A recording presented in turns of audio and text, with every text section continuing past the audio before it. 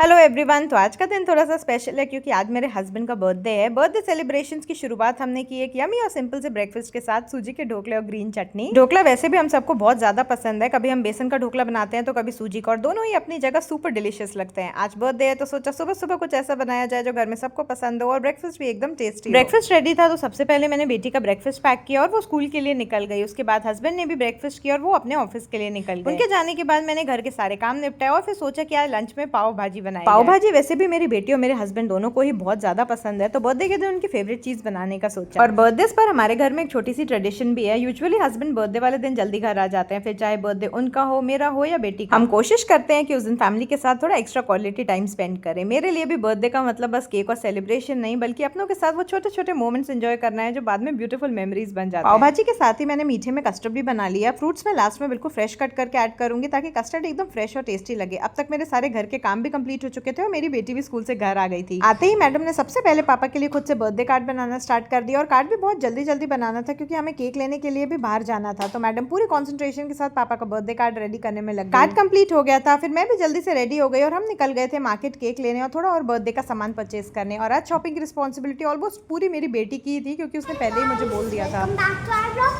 आज मेरे पापा का बर्थडे है और आज हम उनके लिए शॉपिंग करने जा रहे हैं। जैसे कि केक लेंगे, बहुत सारी चीजें लेंगे और डेकोरेशन भी करेंगे।